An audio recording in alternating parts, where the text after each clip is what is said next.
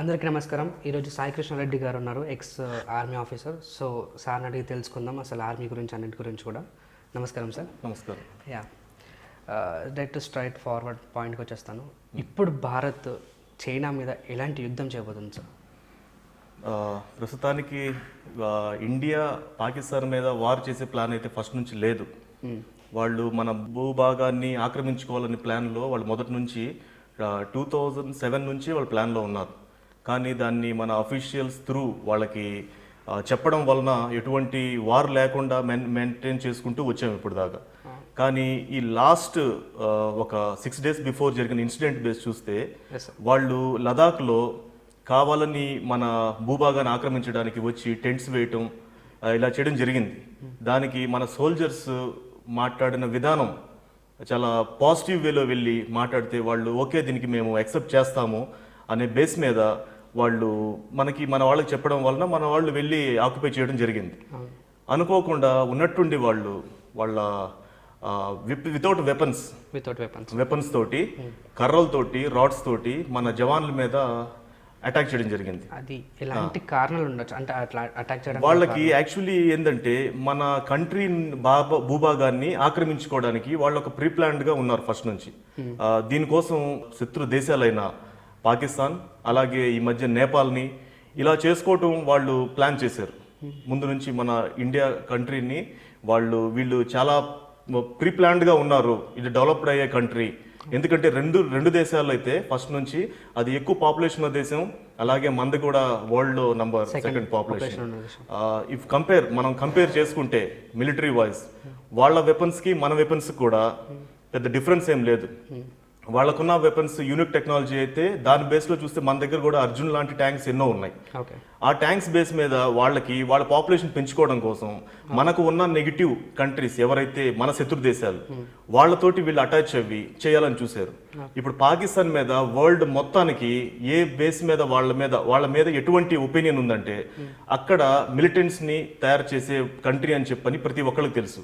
Same ఇప్పుడు అదే వేలో చైనా గురించి కూడా ప్రతి కంట్రీ అనుకుంటున్నారు. చైనా కూడా సేమ్ వాళ్ళు సపోర్ట్ చేసే కంట్రీ పాకిస్తాన్. అంటే పాకిస్తాన్ గురించి వరల్డ్ మొత్తం ఏ బేస్ మీద వాళ్ళ గురించి ఎలా ఆలోచిస్తున్నారు సేమ్ అదే ఒపీనియన్ ఇప్పుడు చైనా మీద వచ్చింది. ఎందుకంటే వీళ్ళు మిలిటరీ సపోర్టింగ్ గా ప్లస్ కరోనా వైరస్ తీసుకొచ్చి ప్రపంచం మొత్తాన్ని భయభ్రాంతులు చేశారు. ఇప్పుడు ఇండియా ఒక peaceful country in the world అని ప్రతి ఒక్కరికి తెలుసు. అది కాబట్టి వరల్డ్ లో టాప్ 4 కంట్రీస్ కూడా ఇండియాకి సపోర్టింగ్ గా నిలబడ్డాయి. For example USA, Japan, Russia, Israel వాళ్ళ దగ్గర ఉన్న వరల్డ్ బెస్ట్ మిలిటరీ వెపన్స్ యుఎస్ఏలో ఉన్నాయి. అలాగే జపాన్, రష్యా, ఇజ్రాయెల్ అటువంటి కంట్రీస్ మనకు సపోర్టింగ్ గా ఉన్నాయి ముందు నుంచి. వీళ్ళు 2007 నుంచి వీరు చేసే ప్లానింగ్ ని వాళ్ళు ఫస్ట్ నుంచే దీన్ని అబ్జర్వ్ చేయడం జరిగింది. ఏ రకంగా అయినా కూడా ఇండియాని మనం ఆక్రమించుకోవాలి. మన ఇండియాని సోనియాకే చిడియా అని అనేవాళ్ళు. అంటే మనది గోల్డెన్ బర్డ్. మన ఇండియాలో అన్ని రిలీజన్స్ ఉన్నాయి, అలాగే ఇన్ని రకాలైన మనుషులు, ఇండియా ఉన్న టాలెంట్ ప్రతి ఒక్క పర్సన్కి వాళ్ళ ఎడ్యుకేషన్ పరంగా కానీ ప్రతి ఒక్క ఫీల్డ్లో వీళ్ళు చాలా టాప్ పొజిషన్లో ఉన్నారు. వీళ్ళని ఎలాగైనా దెబ్బతీయాలి. వాళ్ళు ఫస్ట్ నుంచి చైనా వాళ్ళు ఏంటంటే ఏదో ఒకటి వాళ్ళు నిజాయితీగా వెళ్ళిన ప్లేస్ అయితే ఎక్కడ కనబడటం లేదు. ఇలాగే బెదిరించడం లేకపోతే ఆక్యుపై చేసుకోవడం ఇలా చేసుకుంటూ వాళ్ళు మన ఇండియాని కూడా 4 వైపులా అటాక్ చేసి పాకిస్తాన్ నుంచి, నేపాల్ నుంచి ఇటు వీళ్ళు చేయాలని చెప్పి ప్లాన్ చేస్తున్నారు. దీనికి మన జవాన్లు, మనకున్న మిలిటరీ పవర్ వాళ్ళకంటే చాలా టెక్నాలజీలు చాలా ముందుకుంది. దానికి తోడు మనకి వరల్డ్ సపోర్ట్ మొత్తం ఉంది. వాళ్ళకి జస్ట్ ఒక 3 కంట్రీస్ సపోర్ట్ ఉంటే మనకి వరల్డ్ మొత్తం టాప్ 4 కంట్రీస్ మనకు సపోర్టింగ్ ఉన్నాయి. వాళ్ళకు 20 జవాన్స్ ఎవరైతే మన వీర సైనికులు అమరులు అయ్యారో ఆ 20 మందికి కూడా వాళ్ళు చెప్పిన బేస్ మీద కాకుండా అటాక్ చేయడం వలన మోసపూరితంగా జవాన్లని ఇన్ఫర్మేషన్ వీళ్ళకి ఆ ఇన్సిడెంట్ అయిన 2 days బిఫోర్ కూడా బైఠక్ అయింది. అంటే అందరు కూర్చొని మాట్లాడడం జరిగింది. మీరు ఎందుకు ఇలా ఆక్యుపై చేశారు, మా ఇండియాలో ఎందుకు మీరు చూడబడ్డారు లదాఖ్ ఏరియాలో, మరి మీరు వెనక్కి బ్యాక్ స్టెప్ వేయండి, ఇది మా ఇండియన్ ప్లేస్ కదా అంటే సరే ఓకే సార్ అని చెప్పని వాళ్ళు బ్యాక్ స్టెప్ మీరు వచ్చి ఆక్యుపై చేసుకోండి అని మంచిగా చెప్పారు. మన అక్కడ ఎవరైతే నియరెస్ట్ బెటాలియన్ మిలిటరీలో కమాండింగ్ ఆఫీసర్ మన కర్నల్ సంతోష్ గారు, మన తెలంగాణ బిడ్డ అయితే, ఆయన కమాండింగ్ ఆఫీసర్ ఉన్న బెటాలియన్ వాళ్ళకి అలాట్ చేయడం జరిగింది. ఓకే అయితే వాళ్ళు వెళ్ళి ఒక 20-30 సోల్జర్స్ని తీసుకుని వెళ్ళి ఆక్యుపై చేసుకోవడానికి వెళ్ళడం జరిగింది ఓకే వితౌట్ వెపన్స్. అయితే ఈ వెళ్ళడం తోటి వాళ్ళు ఉన్నట్టుండి అటాక్ చేయటం వలన 20 మంది జవాన్లు వాళ్ళు ఎదురుదాడి చేసినా కూడా వీళ్ళు తట్టుకొని 43 మంది చైనా జవాన్లని మట్టి కరిపించారంటే మన దేశానికి ఉన్న పవర్, మిలిటరీ పవర్ అనేది ఈ జస్ట్ ఇదొక ఎగ్జాంపుల్ చాలు. అవును ఈ చేసిన ఎగ్జాంపుల్తో పాటు మన మోడీ గారు ఎవరైతే ప్రధానమంత్రిగా ఉన్నారో ఎప్పుడూ మనం ప్రతి ఒక్కళ్ళు అంటారు యంగర్ జనరేషన్కి ఏజ్డ్ వాళ్ళకి ఉన్న డిఫరెన్స్ అనేది ఇప్పుడు ప్రపంచం మొత్తం తెలుస్తుంది. అవును మన ఎట్లా చెప్పినా కూడా ఒక గవర్నమెంట్ అనే బేస్ మీద కాకుండా మోడీ గారు చేసిన దాని గురించి చాలా గొప్పగా చెప్పాలి. ఎందుకంటే ప్రీవియస్ తనకున్న సర్వీస్ 5 years మొత్తం తను వరల్డ్ మొత్తం టూర్ తిరుగుతున్నాడు అని చెప్పి ఒక ప్రచారం వచ్చింది. ప్రతి ఒక్కళ్ళు ఎప్పుడు చూసినా ఆయన ఈ ఏజ్ లో మదర్ కంట్రీస్ కి వెళ్తున్నాడు, వెళ్ళి ఏం చేస్తున్నాడు, ఎవరితో ఏమేమి మాట్లాడుతున్నాడు, ప్రపంచం మనకి ఇంత ఖర్చు మొత్తాన్ని పబ్లిక్ మీద ఇన్వెస్ట్ చేయకుండా ఈయన విజిటింగ్ లోనే విఐపి లాగా తిరుగుతున్నాడు, ఒక బ్రాండ్ అంబాసిడర్ లాగా తిరుగుతున్నాడు అని అనుకున్నారు. ఆయన చేయడానికి కారణం ఏంటంటే ఇలాంటిది వస్తుంది అని తను ముందుగానే ఊహించి ప్రపంచ దేశాలు మొత్తం తోటి పొత్తు పెట్టుకున్నాడు. కాబట్టి ప్రపంచంలో ఉన్న టాప్ 4 countries ఇండియాకి సపోర్టింగ్ ఉన్నాయంటే, అలాగే వాళ్ళ సపోర్టింగ్ మనకు లేకపోయినా కూడా మన సోల్జర్స్ పవర్, మనకున్న ట్యాంక్స్, మనకున్న ఎక్విప్మెంట్స్ ప్రపంచం మొత్తంలో ఉన్న దానికంటే ఎక్కువ టెక్నాలజీ, యూనిక్ టెక్నాలజీ, అలాగే అప్డేటెడ్ ట్యాంక్స్ కూడా మనకు చేస్తున్నాం. లాస్ట్ 7,000 ఇండియన్ ట్యాంక్స్ ఏదైతే ఉన్నాయో, అలాగే సబ్మెరైన్ కానీ ఎయిర్ క్రాఫ్ట్స్ కానీ చాలా అప్డేటెడ్ జరుగుతున్నాయి. China world number best country ఏదైతే ఉందో వాళ్ళకున్న బడ్జెట్లో నుంచి 40-30% వాళ్ళు మిలిటరీకి ఇన్వెస్ట్ చేస్తున్నారు ఫైనాన్షియల్ గా. అక్కడ విషయానికి వచ్చేసరికి మన ఇండియాలోంచి మనం ఒక 20-30% మనం చేస్తున్నాం. కానీ అప్డేటెడ్ ఏదైతే మనకున్న వెపన్స్, మిలిటరీ ఆర్టిలరీ వెపన్స్, పెఫోర్స్ గన్స్, అలాగే navy, air force crafts, submarines, ఇలాంటి వాటిలో చూస్తే వాళ్ళకంటే మన ఎక్విప్మెంట్స్, మనకున్న యూనిక్ టెక్నాలజీ కొంచెం తక్కువే. కానీ మనకున్న సపోర్టింగ్ ఫ్యూచర్ రిలేషన్, మిగతా కంట్రీస్తో మనకున్న రిలేషన్ అది చాలా గొప్పది. ఎప్పుడైనా అందుకనే మోడీ గారు ధైర్యం చెప్పారు, మీరు ఇలాగే చేస్తే రెచ్చగొడుతూ ఉంటే మాత్రం మేము తగ్గం, మా సహనాన్ని పరీక్షించొద్దు, మనకున్న పవర్ మనకుంది. వాళ్ళు 20 మంది జవాన్లు ఇదయ్యారంటే అనుకోకుండా వచ్చి అటాక్ చేయడం వల్ల 20 మంది చనిపోవడం కాకుండా 43 మందిని చంపారంటే వీళ్ళకి ఇండియన్స్ కి మనకి చైనాకి ఉన్న డిఫరెన్స్ ఆ ఒక్క విషయంలోనే వాళ్ళకి క్లియర్ అయిపోయింది. అందుకని వాళ్ళు బ్యాక్ స్టెప్ వేస్తారు. మనకి ఏదైతే పోస్టులు ఆక్యుపై చేయమన్నారో అది మనకి ఇచ్చేసారు. ఇప్పుడైతే చైనా ఇండియా గేట్ అక్కడైతే పీస్ఫుల్ గా ఉంది. యుద్ధంగా జరిగితే మాత్రం ఇంకా ప్రపంచం మొత్తం దేశాలు ఒకటవుతాయి, మన ఇండియాకే సపోర్ట్ ఉంటాయి. చైనాకి సపోర్ట్ ఇచ్చే వాళ్ళు ఒక 2 కంట్రీసే, అది పాకిస్తాన్. ఈ మధ్య నేపాల్ అనేది ఒకటి వచ్చింది. ఆ నేపాల్ విషయం మనం చూస్తే మనకి పెద్ద విషయం కాదు నేపాల్ది చెప్పాలంటే. కానీ నేపాల్ వాళ్ళు ఎంతో మంది మన ఇండియాలో ప్రతి చోట వాళ్ళు జాబ్స్ చేస్తున్నారు. మన ఇండియా సోల్జర్స్ లో కూడా చాలా మందికి అవకాశాలు ఉన్నాయి, వాళ్ళు చేస్తున్నారు. కానీ నేపాల్ నుంచి మ్యాటర్ ఎలా వచ్చింది అనేది క్లియర్గా తెలియదు. కానీ నేపాలీస్ మన ఇండియన్స్తో పాటు చాలా మంచి రిలేషన్ ఉంది వాళ్ళకి. కానీ పాకిస్తాన్ విషయానికి వచ్చేసరికి పాకిస్తాన్ ముందు నుంచే వంకర పనులు చేస్తారు.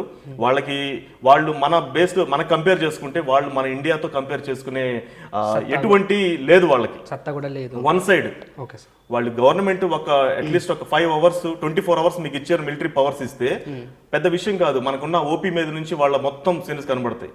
వాళ్ళ కంట్రీలో వాళ్ళకి అగైనెస్ట్ గానే 50% ఉన్నారు. మన ఇండియాకి మనకి సపోర్టింగ్ గా మన కంట్రీ మొత్తం మన సపోర్ట్ ఉంది, కాకుండా ప్రపంచం మొత్తం మన సపోర్ట్ ఉంది. మన ఏదైనా కూడా చెప్పాలంటే మన ఇండియా ఒక స్పెషల్. యుద్ధం కానీ వస్తే చైనా తన వరల్డ్ మ్యాప్ లో నుంచి సైడ్ అయిపోవడమే కానీ దానికి మనకి ఇండియాకి కంపారిజన్ మంచి కంట్రీ మంచిది. కానీ వాళ్ళు చేసే పనులన్నీ ప్రపంచాన్ని ఇబ్బంది పట్టే విధంగా చేస్తున్నారు. మన ఇండియా వాళ్ళు ప్రపంచం మొత్తానికి వైరస్ తీసుకొస్తే ఆ వైరస్ కి యాంటీ వైరస్ ఇండియా నుంచి ప్రపంచం మొత్తానికి వెళ్ళింది. ఇది ఒక డిఫరెన్స్ ప్రపంచం మొత్తం గమనిస్తుంది. ఇప్పుడు ఇజ్రాయెల్, రష్యా, యుఎస్ఏ, జపాన్ వీళ్ళు ఇక్కడ జరిగిన 20 soldiers ఇక్కడ అమరులు అయ్యారంటే అక్కడ వాళ్ళు చూస్తూ ఉన్నారు, అబ్జర్వ్ చేస్తున్నారు. వీళ్ళకి ఒక ఛాన్స్ ఇస్తున్నాం, అది కూడా యుద్ధం పెట్టి రైఫల్స్ మీరు అన్ని తీసుకోండి ఓపెన్ వార్ అని అంటే దానిలో క్లియర్ అవుతుంది. ఏం లేకుండా మంచిగా మీరు రండి ఆక్యుపై చేయండి అని చెప్పని ఎదురు దెబ్బ తీసి మోసం చేసిన వాళ్ళకి తిరిగి మనం 43 మందిని ఇచ్చామంటే ఇంకా యుద్ధంగా జరిగితే చైనాకి ఒక రేంజ్ లో ఇండియా మొత్తం. ఒక సంవత్సరం పాటు కూడా లడఖ్లో అలానే వాళ్ళు కొనసాగుతున్నారు, అంతవరకు మనం చూడలేదు. ఇప్పుడు ఈ మధ్య శాటిలైట్ ద్వారా కనిపించింది. వాళ్ళు అలా ఉండడానికి గల కారణం ఏంటి చైనా వాళ్ళు? వాళ్ళు మొదటి నుంచి మన మొత్తం టార్గెట్ పాకిస్తాన్ బోర్డర్స్ లో ఇటు మన ఇండియా కార్నర్ ఎక్కడెక్కడైతే బోర్డర్స్ ఉన్నాయో మనకు దాని మీదే ఎక్కువ. ఎందుకంటే పాకిస్తాన్ నుంచే మిలిటెంట్స్ ఉగ్రవాదులందరూ ఇండియాలో చొరబడుతున్నారు. అది కాశ్మీర్ ప్లేస్ లో నుంచి. అక్కడ ఒక ఇండియన్ అయ్యిండే ఇండియన్ నుంచి ఎంతో మంది అక్కడ ఉండి వాళ్ళు స్ట్రగుల్ అయ్యే వాళ్ళు చాలా మంది ఉన్నారు. సో ఇండియా స్ట్రాటజీ ఇప్పుడు ఎలా ఉంది సార్? ఇండియా స్ట్రాటజీ మనము ఇప్పుడు కాదు, మన మిలిటరీ ఫస్ట్ నుంచే దేన్నైనా ఎదుర్కోవడానికి ప్రీ ప్లాన్డ్గా ఉంటారు. ఓకే. మన ఇండియా సిస్టమ్ మన లాజిక్ ఫాలో చేసేదే అది. మన ప్రొటెక్టర్స్ ఏ టైంలో ఎటు సైడ్ నుంచి ఏ కార్నర్లో వార్కి ఎవరు రెడీ అయినా కూడా మనం ప్రిపేర్గా ఉంటాం. ఓకే. మన వెపన్స్ కానీ మన ఎక్విప్మెంట్స్ కానీ అది ఆల్మోస్ట్ తెలుసు. మన పర్చేస్ కూడా ఇప్పుడు ఎక్కువ వరల్డ్ నుంచి మనం పర్చేస్ చేస్తున్నాం. మనకున్న ప్రీవియస్ ఏవైతే వెపన్స్ కానీ ట్యాంక్స్ ఉన్నాయో వీటన్నిటిని అప్డేట్ చేయడం కూడా జరుగుతుంది. ఎనీ టైం ఎప్పుడైనా కూడా ఏ కంట్రీ మన మీద అటాక్ చేయడానికి రెడీగా ఉన్నా కూడా మనం దేనికైనా రెడీ. అది మన Indian military power. Okay. Military ఇప్పుడుకున్న సైనిక సిబ్బంది అంటే చైనాతో పోల్చుకుంటే మనం తక్కువనే ఉండొచ్చు సైనిక సిబ్బంది. ఎలా పరిస్థితి ఎదుర్కొంటారు సార్? వాళ్ళ దగ్గర ఉన్న చైనా వాళ్ళకి పాపులేషన్ మిలిటరీ ఎక్కువ ఉండొచ్చు, కానీ అటు కంపేర్ చేసుకుంటే మన ఇండియాకున్న పాపులేషన్ కూడా మిలిటరీ చాలా వరల్డ్లో కంపేర్ చేసుకుంటే 5th పొజిషన్లో మనం ఉన్నాం మిలిటరీ. పాపులేషన్లో ఎక్కువ ఉన్నారు, మిలిటరీలో కూడా చాలా ఎక్కువ ఉన్నారు. ఈ ప్రీ ప్లాన్ చేసిన తర్వాతే మన గవర్నమెంట్ ఒక డిసిజన్ కూడా తీసుకున్నారు. చాలా మంది యువకులు దేశానికి సర్వీస్ చేయడానికి రెడీగా ఉండి వాళ్ళ ఏజ్ క్రాస్ అయిపోయి వాళ్ళకి అవేర్నెస్ లేక ఆగిపోయి చాలా మంది ఉన్నారు. అలాంటి వాళ్ళ కోసం టూర్ ఆఫ్ డ్యూటీ అని కూడా కొత్తగా గవర్నమెంట్ పెట్టారు. అంటే మనకున్న పాపులేషన్ మిలిటరీలో ఉంది, అలాగే ఒక 3 years ప్రతి ఒక్కరు సర్వీస్ చేయాలి అని గవర్నమెంట్ చాలా మందికి అవకాశాలు ఇచ్చారు. అది ఆన్లైన్ కూడా స్టార్ట్ అవుతుంది. అయితే దేనికైనా కూడా మన Indian army, navy, paramilitary force, CRPF, CISF వీళ్ళందరూ మిలిటరీయే. ఈ దళాలన్నీ చాలా అప్రమత్తంగా ఉంటాయి, ముఖ్యంగా బోర్డర్స్ ఏరియాలో. ఎటువంటి కంట్రీస్ ఏ డిసిజన్ తీసుకున్నా కూడా మన ఇండియా రెడీగా ఉంటుంది. ఆ దేశానికి సరైన సమాధానం చెప్పడానికి ఉంటుంది. మిలిటరీ మొత్తం మన ఎవరైతే ఆర్మీ కమాండర్, ప్రెసిడెంట్ వాళ్ళు ఇచ్చే దానికోసం వెయిట్ చేస్తున్నారు. అది పక్క దేశాలకు కూడా భయం ఉంటుంది వాళ్ళకి. ఇండియా అంటే ఇండియన్ మిలిటరీ పవర్ ప్రతి ఒక్కరికి తెలుసు. వాళ్ళు అబ్జర్వ్ చేస్తూనే ఉంటారు. మనకున్న ఎక్విప్మెంట్స్ మనం చైనాతో కంపేర్ చేసుకుంటే వాళ్ళకంటే మనకు అప్డేటెడ్స్ ఎక్విప్మెంట్స్ తక్కువ ఉండొచ్చు, కానీ మన ప్లానింగ్ చాలా ఫ్యూచర్ ప్లాన్ ఉంది. మన కంట్రీ సపోర్ట్ ఉంది. అది మన ధైర్యం. చైనా, పాకిస్తాన్ ఒక రెండు దేశాలు కూడా కలిస్తే మన ఇండియన్ ఆర్మీ తట్టుకునే కెపాసిటీ మన ఇండియన్ ఆర్మీకి కానీ మన వెపన్స్ కానీ ఉన్నాయా? 2 కంట్రీస్ ఒకేసారి అటాక్ చేస్తే దానికంటే ప్రీ ప్లాన్డ్గా మనం ఇటు కాశ్మీర్ నుంచి కానీ అటు లదాఖ్ సైడ్ నుంచి కానీ ఇటు సైడ్ నుంచి 2 కంట్రీస్ మన మీద అటాక్ చేసిన మనకున్న టెక్నాలజీ ప్రీవియస్గా మనకి తెలిసే విధంగా మనకున్న యూనిక్ టెక్నాలజీ ముందుగానే మన ప్రిపేర్ ఉంటుంది. వాళ్ళు ప్లాన్ చేసిన దానికంటే ముందుగానే మనకి తెలిసిపోతుంది. అలాంటి టెక్నాలజీ మన దగ్గర ఉంది. ప్రతి కంట్రీ వాళ్ళకున్న టెక్నాలజీ ఏదైతే వాళ్ళు ప్లాన్ చేస్తున్నారో వాటన్నిటిని కనుక్కోవడానికి మనకంటూ ఒక డిపార్ట్మెంట్ ఉంది. వాళ్ళు చేసే ప్లాన్స్ మనకి అప్డేటెడ్ అయ్యేటట్టు ఉంటాయి. వాళ్ళని ఎదుర్కొనే శక్తి మనకు ఉంది.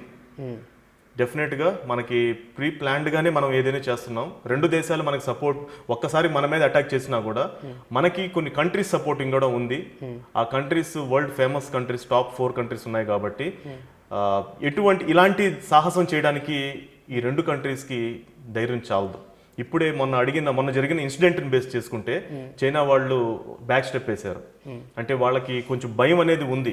ఇండియాకి world countries, top countries supporting ఉంది కాబట్టి వీళ్ళని మనం ఏమైనా ఒత్తిడిగానే చేస్తే దానికి రియాక్షన్ చాలా ఉంటుందని దానికి మనం రెడీ. ఏ టైంలో వాళ్ళు వచ్చినా కూడా తట్టుకునే కేపబుల్ మన ఇండియన్ మిలిటరీకి ఉంది.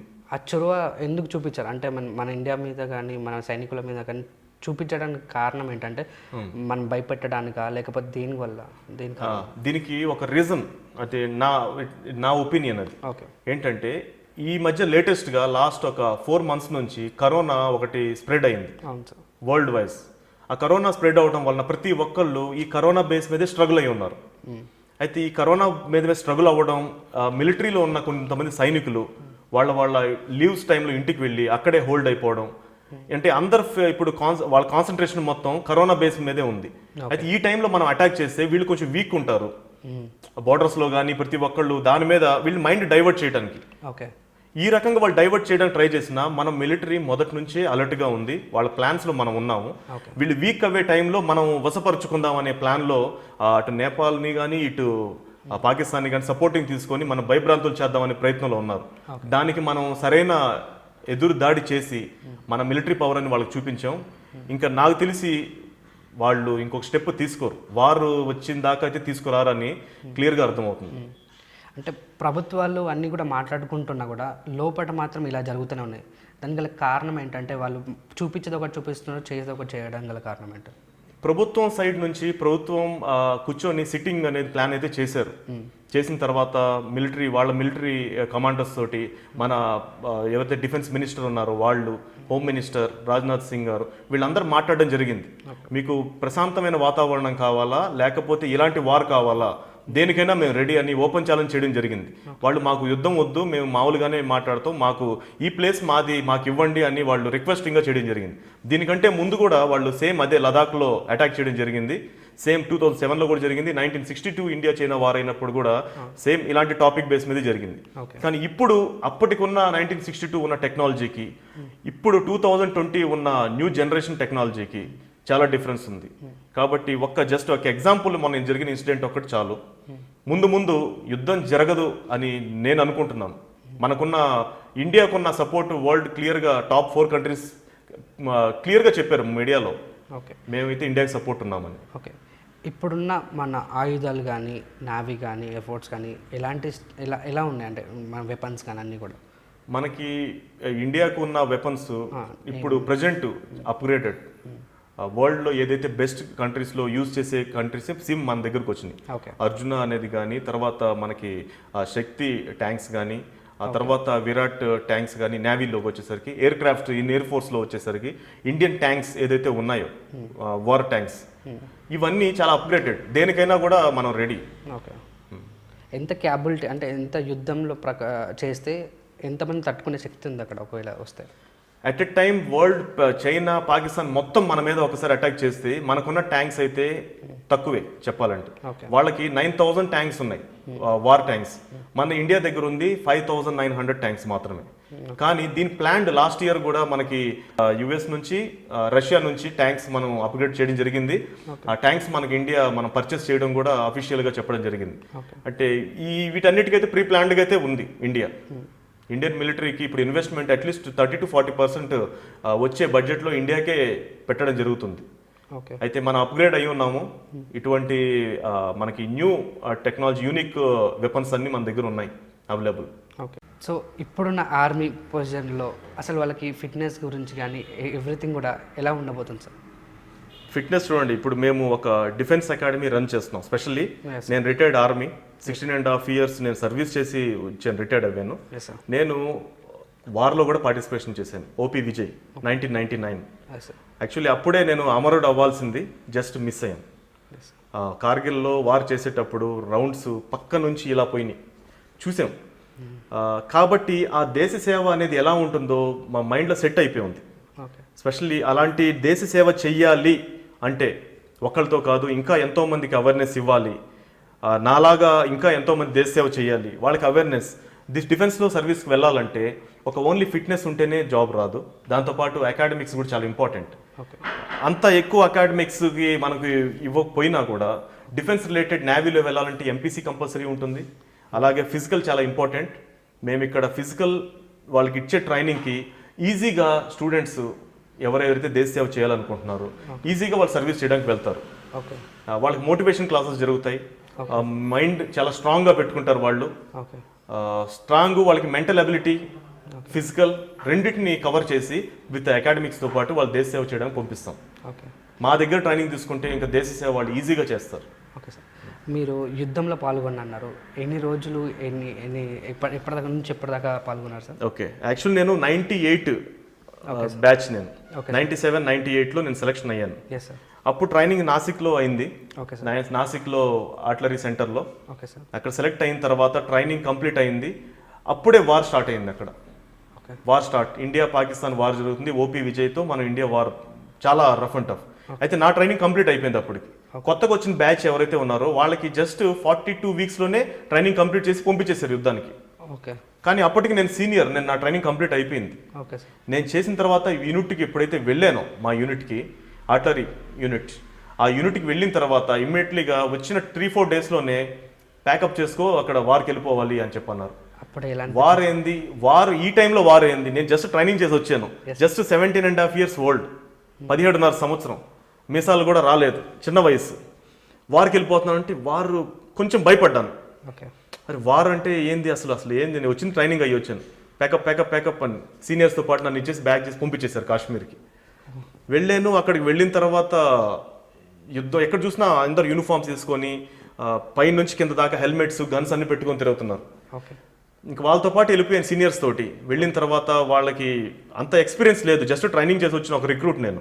ఓకే. అయితే వాళ్ళతో సీనియర్స్తో పాటు ఉంటే వాళ్ళు పెద్ద పెద్ద గన్స్ ఉండే ఆర్టిలరీలో మా దగ్గర. ఆ గన్స్ ఎప్పుడు ప్రాక్టికల్గా చూడలేదు. అక్కడికి వెళ్ళిన తర్వాత ఆ దాని రౌండే ఇంత పొడవున ఉంటుంది, ఇంత సైజ్. ఓకే. అది పేలుతుంటే ఇంకా చెవులు కళ్ళు షివరింగ్ వచ్చేది. అట్లీస్ట్ ఒక 10 days దాకా అయితే నా చెవులు పనిచేయలేదు. ఆ తర్వాత వార్ చేస్తూ చేస్తూ చేస్తూ జమ్మూ కాశ్మీర్ షేర్శాలి అనే ప్లేస్, ఇక్కడ నుంచి కొండపైకి రౌండ్ వదిలితే కొండ కింద ఉన్న వాళ్ళకి వెళ్ళి తగిలేది. అలాంటి ఆ రౌండ్ చేయాలంటే దానికి ఒక ప్లానింగ్ ఉండేది. ఓపీ అనేవాళ్ళు పైన కొండపై నుంచి వీళ్ళకి చెప్పేవాళ్ళు, మీరు ఈ రేంజ్లో ఈ డిగ్రీలో మీరు రౌండ్ వదలాలి, అప్పుడు వెళ్ళి టార్గెట్ మీకు తెలుస్తుంది అనేది ఒక పక్కా ప్లాన్. అక్కడ మైండ్ చదివిన వాళ్ళే, ఎంపీసీ బ్యాక్గ్రౌండ్ చేసిన వాళ్ళకి అక్కడ వర్క్ అవ్వింది మైండ్. మన 10th class చేసి వెళ్ళిన వాళ్ళు గన్ ఫైరింగ్ చేయటం, బండ్లు నడపడం, తర్వాత ఈ డిపార్ట్మెంట్ ఇవి చూస్తారు. టెక్నికల్ గా వెళ్ళిన వాళ్ళు ప్లాన్ టెక్నికల్ గా ఉంటుంది అక్కడ. వాళ్ళు డిగ్రీస్ అన్ని మెజర్మెంట్ చేసుకొని ఈ డిగ్రీలో రౌండ్ చేస్తే ఎంత డిగ్రీలో వెళ్ళి టార్గెట్ మీద వెళ్ళి పడుతుంది అనే బేస్ వాళ్ళు చేసేవాళ్ళు. అప్పుడు ఇవన్నీ అర్థమయ్యేది కాదు. వాళ్ళకి సపోర్టింగ్ గా ఉండి ఆ వార్లో ఆ బుల్లెట్స్ అందియడం, ఆ బండ్లోంచి ఫుడ్ తీసుకొచ్చి అందరికీ అందించడం, ఇలా రిక్రూట్గా అందరికి చేసి అదొక ఎక్స్పీరియన్స్. నా స్టార్టింగ్లోనే కార్గిల్ అటెండ్ చేసాను. ఎగ్జాక్ట్ వాళ్ళు వచ్చి రౌండ్ పక్కనే పడింది మా పక్కన. కొంతమంది అయ్యారు, అమరులు అయ్యారు మా పక్కనే. వాళ్ళ కాళ్ళు చేతులు ఇరిగి కొంతమంది ప్రాణాలు పోయారు. వాళ్ళని కూడా తీసుకొని వెళ్ళి ఆ బండుల్లో ఎక్కటం, అంటే ఎర్లీ ఏజ్లోనే ఎక్కువ ఎక్స్పీరియన్స్ వచ్చేసింది నాకు. అదొక ఎక్స్పీరియన్స్. ఓపీ విజయ్ అంటే అది చరిత్రలో నిలిచిపోయింది. అది ఎన్ని రోజుల వరకు జరిగింది సార్? అది ఎగ్జాక్ట్ 4 months జరిగింది. 4 months జరిగింది. 2 months బిఫోర్ వెళ్ళిపోయారు. నేను వెళ్ళిన తర్వాత ఒక 2 months కంటిన్యూ జరిగింది. అది అయిపోయిన తర్వాత మొత్తం శాంతియుతం అయిపోయిన తర్వాత అప్పుడు మళ్ళీ రిటర్న్ వచ్చాము అందరం. 2 months మీరు వార్ చేస్తూనే ఉన్నారు అక్కడ కంటిన్యూ. వాళ్ళు నేను ట్రైనింగ్ నుంచి వెళ్ళేసరికి వాళ్ళు చేస్తూనే ఉన్నారు అక్కడ. అక్కడ నుంచి ఎయిర్పోర్ట్కి రెగ్యులర్గా బాడీస్ వెళ్తూనే ఉండే జవాన్లు. ఫ్లాగ్ కప్పేసి తీసుకుని వెళ్ళి ఢిల్లీకి తీసుకెళ్లే వాళ్ళు. ఢిల్లీ నుంచి మళ్ళీ వాళ్ళ ప్లేసులు తీసుకెళ్ళి వాళ్ళకి వార్ మెమోరియల్ అని ఉంటుంది, అక్కడ వాళ్ళకి దేశం తరపు నుంచి జవాన్లకి ఇచ్చే రెస్పెక్ట్ తోటి వాళ్ళ ఊర్లోకి చేర్పించి ఇవన్నీ రెగ్యులర్గా జరుగుతుంటాయి. దేశ రక్షణ చేయడం అనేది చాలా గొప్ప విషయం. మీకు అలా ఏమనిపించింది సార్ అప్పుడు ఉన్న సిచ్యువేషన్లో దేశానికి? ఒకవేళ నేను చాలా గర్వంగా ఫీల్ అయ్యాను. యాక్చువల్లీ దేశ రక్షణ చేయడానికి వెళ్ళే వాళ్ళు ఎవరెవరైతే ఉంటారో వాళ్ళు మెయిన్ పూర్ బ్యాక్గ్రౌండ్ నుంచే వెళ్తారు. వాళ్ళకి కొంచెం కష్టం అనేది తెలుసు. అంటే నేను రిచ్ వాళ్ళు వెళ్ళరు అని చెప్పడం లేదు. కష్టం వాళ్ళ పూర్ ఫ్యామిలీస్కి ఏంటంటే ప్రతి ఒక్క కష్టం తెలుసు. వాళ్ళు ఏం చేయాలి, వాళ్ళకి ఏదో ఒక రకంగా తొందరగా అంతంత చదవడానికి, ఇంజనీరింగ్ చదవడానికి వాళ్ళ దగ్గర స్తోమత ఉండదు. వాళ్ళు చిన్న చదువుల్లోనే దానికి తోడు దేశ రక్షణ చేయాలి, ఫిజికల్ కరెక్ట్గా ఉంటే చెయ్యాలనిపించేది. ఒక్కొక్కళ్ళు నా ముందర దేశం కోసం ప్రాణాలు అర్పించిన వాళ్ళు కళ్ళ ముందర వెళ్తుంటే ఇది చావు అంటే అనిపించేది. చావు అంటే ఇలా ఉంటుంది. ఇక్కడే సివిల్లో ఉండి మనం ఏదైనా చనిపోతే ఓకే 2 రోజులు చుట్టుపక్కల వాళ్ళు వచ్చి ఏడుస్తారు, తీసుకెళ్ళిపోతారు. కానీ ఇతను దేశం కోసం రక్షించి ప్రాణాలు పోయి అలా కాళ్ళు చేతులు కట్ అయిపోయి సగం బ్లాస్ట్ అయిపోయి ఉంటారు. వాళ్ళని చూసిన తర్వాత ఇది కూడా చావు అంటే ఏనుగు బతికినా కోటి చచ్చిపోయినా కోటి అన్నట్టు ఈ మనిషి కాకి కలకాలం బతకడం కంటే హంసలాగా ఒక 4 రోజులు బతికితే చాలు, వీళ్ళు రియల్ సోల్జర్స్ అని చాలా గర్వంగా ఫీల్ అయ్యాను నేను. అదే గర్వం, అదే పెట్టుకున్న లక్ష్యం సర్వీస్ చేసి రిటైర్మెంట్ 16.5 years సర్వీస్ చేసి రిటైర్మెంట్ అయ్యి వచ్చిన తర్వాత మళ్ళీ నేను ట్రై చేశాను సబ్ ఇన్స్పెక్టర్స్కి. వాటికి ఫస్ట్ అటెంప్ట్లో సెలెక్ట్ అయిపోయాను సిబిఐలో. అది చేస్తే ఇంకేముంది, నాకు నేనే చూసుకున్నట్లే కదా. ఇంకెవరైనా తయారు చేయాలి, దేశ రక్షణ కోసం జవాన్లకు ట్రైనప్ చేయాలి.